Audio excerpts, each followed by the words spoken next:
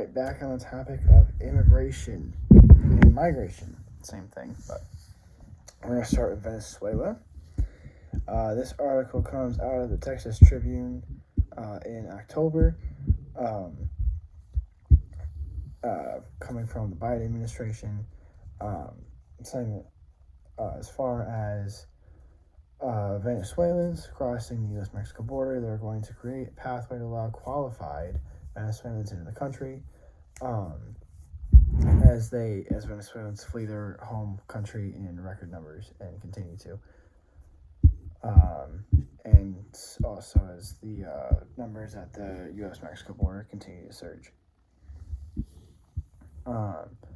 So this says that the Biden administration plans to turn back most Venezuelans crossing the border to Mexico.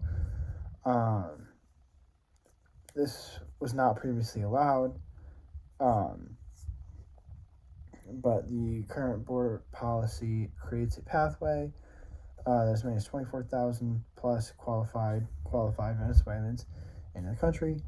And this is a joint effort by the United States and Mexico to crack down on human smuggling operations as far as human trafficking and drug trafficking. Now moving to Brazil. Brazil has seen quite a surge in migration into their country, mainly from Venezuela, Haiti, Bolivia, Colombia, and the United States. This article comes from gov.br. This was published in April. Where at the time I believe it was recorded from 2011 to 2020, where the immigration percentage into Brazil was increasing by 24.4%. I'm not totally sure if that has increased since, but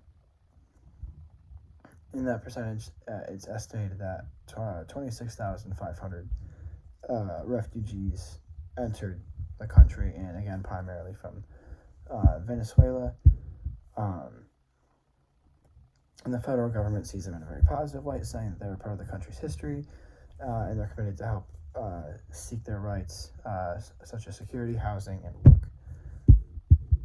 Next, on to Nicaragua. This is actually a very interesting one. This one comes out of AP News, published in September. Or not Nicaragua, Costa Rica.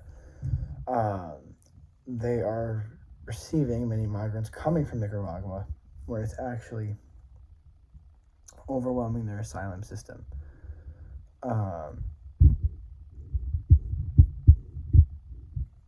Since the summer of 2021, when Nicaragua President Daniel Ortega locked up dozens of political opponents ahead of the president's election, Nicaraguans have been seeking asylum. And we've seen that because of the political violence that we see in Nicaragua and just the opposition from this past president's election,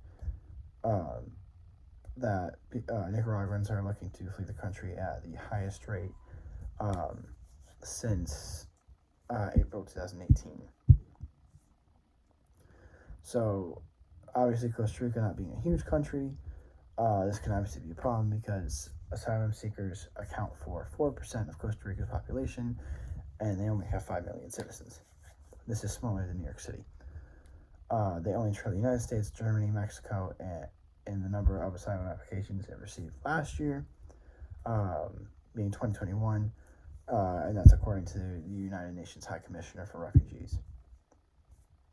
There are more than 200,000 pending applications, and another 50,000 people waiting for their appointments to make formal applications. Nicaraguans account for nearly 9 out of 10 applicants. And then lastly, as we all know, what is going on the U.S.-Mexico border into the U.S., obviously, immigration still surging. This article comes out of the Pew Research Center. Came out just a few days ago, January 13th, 2023. Obviously being a hot topic of discussion. The last month, number of monthly migrants encounters had fallen to 16,182, which is the second lowest total in more than 20 years. But obviously, we're still seeing the highest total recorded in about 40 years. We saw a huge slow from the COVID pandemic, but recently, with migration soaring across our U.S.-Mexico southern border, 206,239 reported crossings in November of 2022, according to the latest available monthly data from the U.S. Customs and Border Protection. And that this wave of migration at the U.S.-Mexico border is on par with some previous peaks in our country's history. A little bit about the apprehensions. Migrants are taken into custody in the United States, at least temporarily, to await adjudication. Apprehensions are carried out under Title IX of the U.S. Code, which deals with immigration law. And then, secondly, we have expulsions, which was originally introduced and signed into law by the Trump administration. It's used severely less now. It's the rarely used section of the law where expulsions are carried out. And that is when migrants are immediately expelled to their home country, at least country of transit, without being held in U.S. custody. The purpose of this law was to empower federal health authorities to stop migrants from entering the country if it is determined that doing so can prevent the spread of contagious diseases. Obviously, with COVID-19 rate going down, it only makes up 32% of expulsion makes up 32% of the use of Title 42, and 68% there's 68% apprehension rate under Title 8. So that's a little bit. Those are data from since the pandemic began in April of 2020.